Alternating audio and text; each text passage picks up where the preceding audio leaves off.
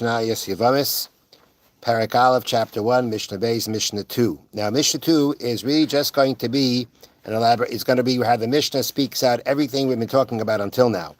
So again, if you want to follow in the chart, if it makes it helpful to you, I gave it out. So now, Keitzad Paiter Sarasayan. How is it that we say that an erva is going to exempt the tzara?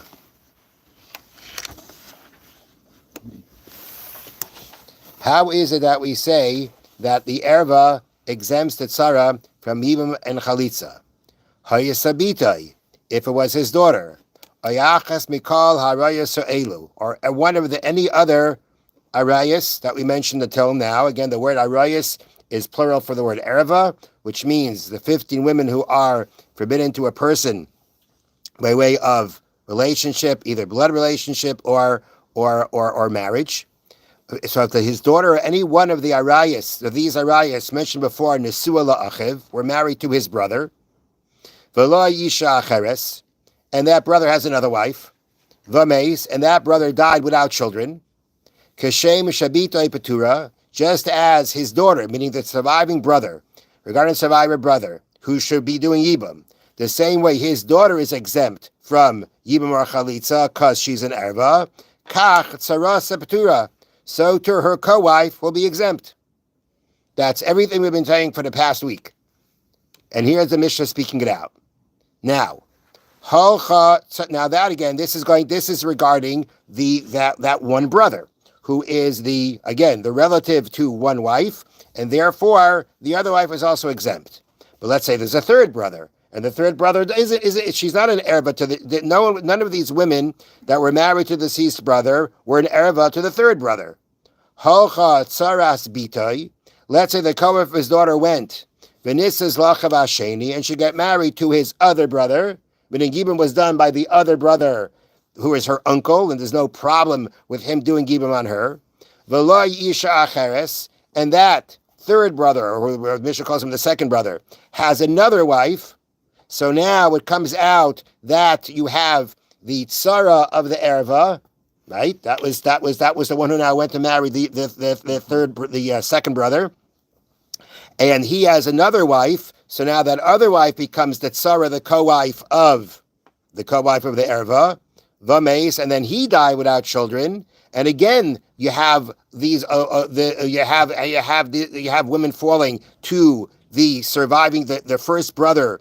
The brother who was around the first time around, Kashem Shetzaras Bitoy Patura, the same way the co-wife of his daughter is exempt. Why? Because the first time she fell to him for Yibam, she was the tzara of an erva, she was called for an erva, that exempted her from Yibam. That made her now an erva in her own right, as your brother's wife, who there's no mitzvah of Yibam on, so she's a full-fledged erva, and therefore, the same way she's exempt from yibam, again to the first brother who survived his second brother's death, kach tzara sarasa patura. So too, the tzara of the tzara, the co-wife of her co-wife, meaning the co-wife of the co-wife of the erva, is also exempt.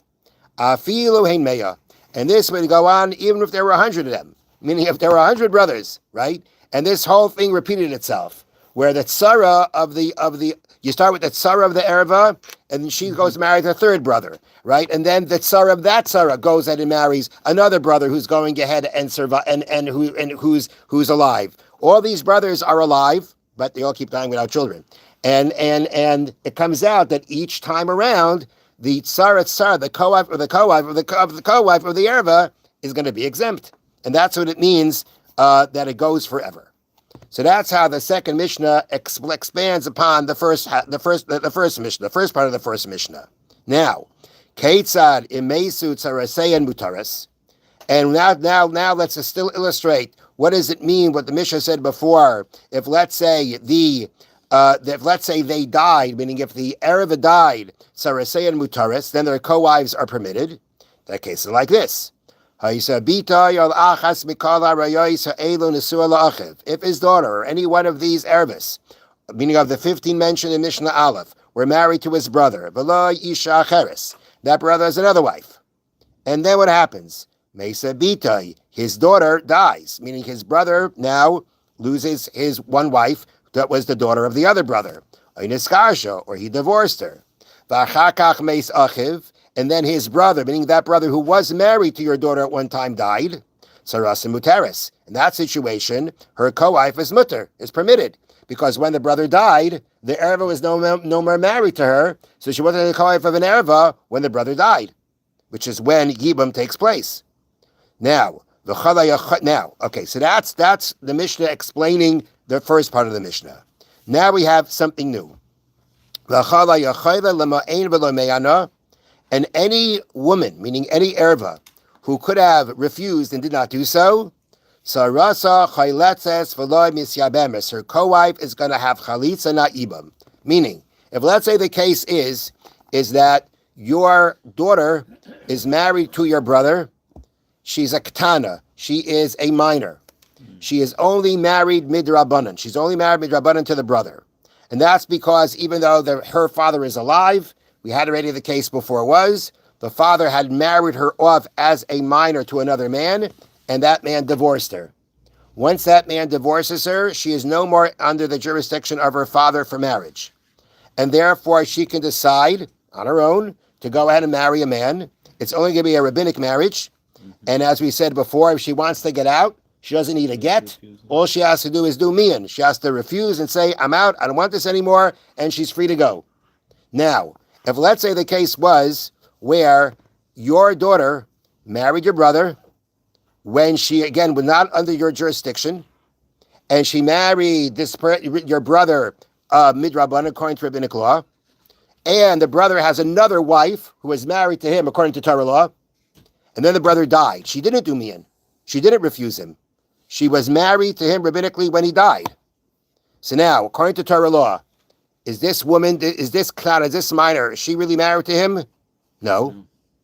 The co-wife was really married, which means, according to Torah law, the co-wife is not the co-wife of an erva, because the daughter is not really married, according to Torah law. It's only midrabanan.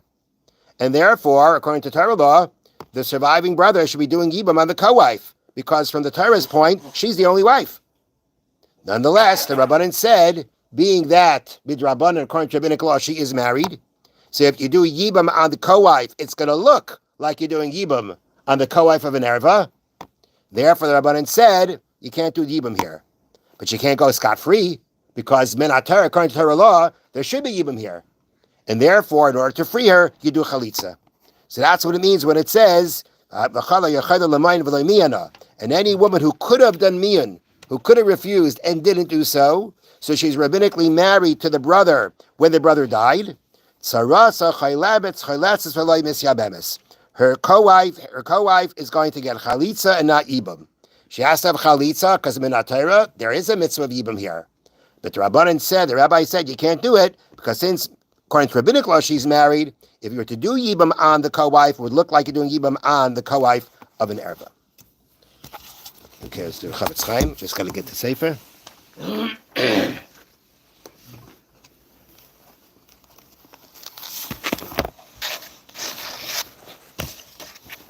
All right.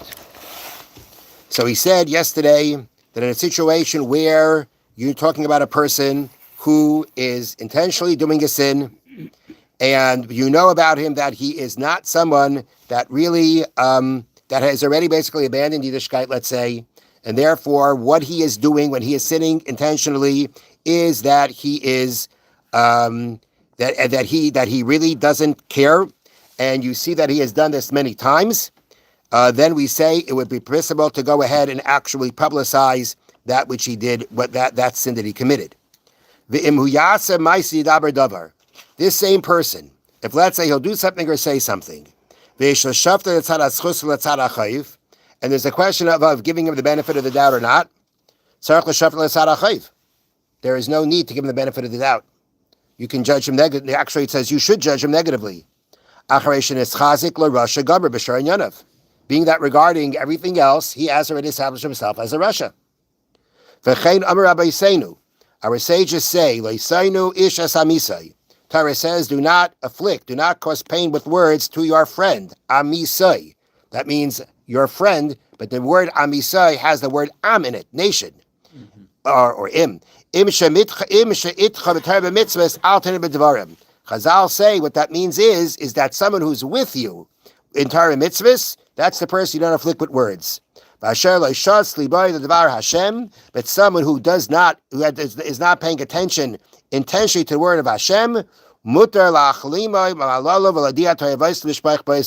allowed to tell other people and put him down.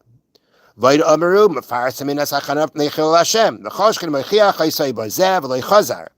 the more so if, let's say, you rebuked him and he didn't care. The mutter lafarsima, that you would be allowed to publicize. You would then be able to go ahead and to reveal publicly what he did until he repents and does tshuva. So again, I believe that we have to take this halacha in a certain way, and that is, we're talking about a person here who knows better. He knows what Yiddishkeit is. He knows what Torah mitzvahs is, and he went ahead and he just abandoned it. And because of that, or maybe in general he abandoned Torah mitzvahs, or it's clear he's just abandoning this mitzvah, and that's a situation where we say he's repeated it many times, and all the more so if you tried to rebuke him and he didn't do anything about it, you're allowed to go ahead and publicly shame him for what he's done. Now, at the same time, before you want to do that about someone, ask a shaila. Because there are many different factors of what can be considered whether the person is fully intentional and knowing about what he's doing and clearly being rebellious. Right. There can be people that we would call rebellious, and maybe halachically they're not considered rebellious. Yeah. So therefore, before you actually do such a thing, you better ask a shaila. But whatever it may be. But the point is that there is such a concept in halacha about a person that has taken himself out of the fold. He doesn't care. He knows what he's doing. He's dropped it all. He's rebelled from it, and he's just doing what he wants.